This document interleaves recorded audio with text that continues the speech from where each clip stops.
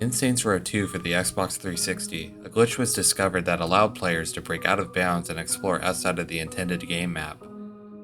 This trick was performed by allowing an explosion to carry the player outside of the map on the Zombie Horde game mode while using an invincibility cheat code. Once outside of the map, players were free to roam about at their leisure. However, rumors began to circulate that performing this glitch would cause a ghostly apparition to begin tailing the player. This ghost would interact with certain objects and haunt the player, knocking over props or causing others to become invisible.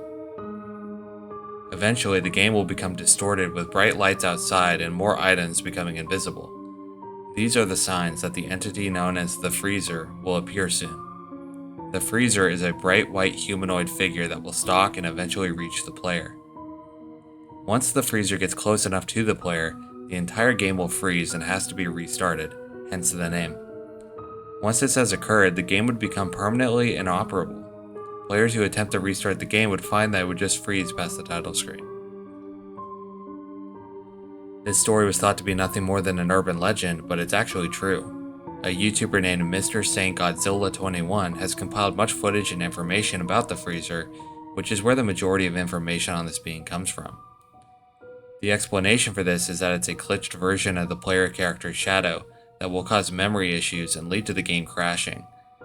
The game world uses a lower quality basement world to assist with loading assets, and due to the Zombie Horde minigame being rushed in development, many bugs were left intact.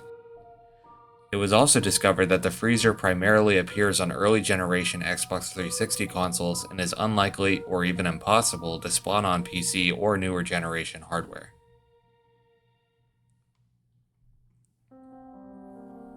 In most Grand Theft Auto games, there have existed rumors of different creatures that can be found while exploring the game world. In Grand Theft Auto 4, it was rumored that a Ratman could be discovered lurking in the game's different subway systems and underground areas. Once spotted, the Ratman would attack the player and attempt to kill them. This rumor was spurred on by a screenshot that supposedly depicts the creature. In San Andreas, there were rumors that the character Pigsy from Manhunt could be found lurking in the wooded areas outside of the city. While there are references to Manhunt within San Andreas, there is no evidence that Pigsy makes an appearance anywhere in the game. Similar rumors about Bigfoot and Leatherface also exist. However, there is one example of these sorts of rumors turning out to be true. In San Andreas, rumors began that you could find ghostly cars that would drive themselves in wooded areas around Back of Beyond. These cars would be ethereal and move on their own without any driver. The story further stated that these cars were invulnerable and highly aggressive. Once spotted, they would pursue the player down and attempt to kill them.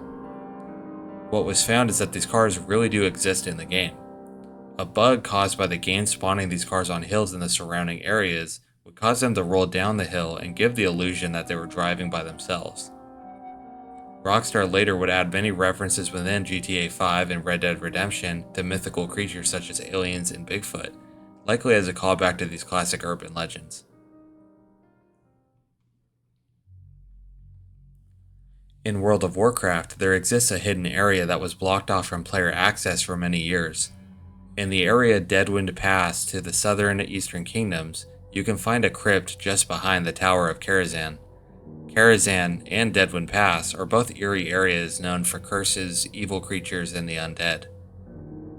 This crypt was blocked and inaccessible to players, but there was actually a trick one could use to enter it. If the player intentionally died near the crypt, it was possible to respawn past the blockage and explore around. The first room contains a well and is fittingly named the Well of the Forgotten. Further in, you head down a path called the Pauper's Walk. Once past that, it enters into an area simply called Crypt. The further you descend, you'll begin to hear a heart slowly beating in the background. Once you've made it all the way in, you'll find the underwater area labeled the Upside Down Sinners. This area contains dozens of mutilated bodies hanging from chains upside down, pulled to the surface of the water. This underwater area would lead the player deeper in until you reach the final area, the Tome of the Unrepentant. This area contains a large pile of skeletons and bodies. These zones were rumored to be a part of a larger questline or possible testing areas for the developers. The rumor is that these areas needed to be cut from the game to keep it rated T for teen. The community manager at the time, Bashiok, confirmed that these areas had been cut simply because they decided not to use it and not for any other reasons. While these areas may have gone unused for many years, they were eventually opened up officially by Blizzard during the Legion expansion. Players who completed a long and complex puzzle were rewarded with access to the entire crypt and a cool mount. This questline is still available, so for any WoW fans like myself out there, hop on and give it a shot. In the game Fallout 3, there's numerous radio stations the player's allowed to tune into while exploring the game world. One of these stations is called Galaxy News Radio, hosted by a man named Three Dog. While the station typically plays classic 50s hits, a rumor began that you could hear unsettling Morse code being read out if you fulfilled certain requirements. According to the legend, the first and most important step is to kill the host of Galaxy News Radio, Three Dog. Once Three Dog is dead, he'll be replaced by his technician Margaret over the radio. You must skip over the quest to help Three Dog boost his radio signal, and finally, choose to destroy the area Raven Rock during the main questline. With these steps completed, you'll be able to pick up the Galaxy News radio signal at a few key locations. Once you tune in, you'll hear Three Dog reading Morse code numbers in a dull, monotone voice. He'll read different strings of numbers between 9 to 12 characters long, followed by strings of Morse code. These readings are always followed by the song "I Don't Want to Set the World on Fire" by the Ink Spots. The Morse code strings are translated out to different eerie sentences, such as "The Queen has died today," "The world mourns as on days like these, we are all Brits," and "I can't believe they've actually done it. Not long left. The noise. I can't take the noise anymore. I have a pistol in the attic." As the legend continues, these number codes begin to refer to and even predict real-life tragedies. One line reads, 94542022010. Accident in the Gulf. Several dead. Oil spill apparently averted. This line refers to the BP oil spill of 2010, which took place 2 years after the release of Fallout 3. The most eerie message is the final one, which was not given a date for when it will occur. "I can't believe they've actually done it. Not long left. They were warned, but they just had to keep pushing the boundaries of science. The noise, I can't take the noise anymore. And the light, dear God. The universe is slowly unraveling around us. I'm not gonna wait for death. I have a pistol in the attic." While this makes for a very creepy story, thankfully these number stations were proven to be nothing more than an urban legend.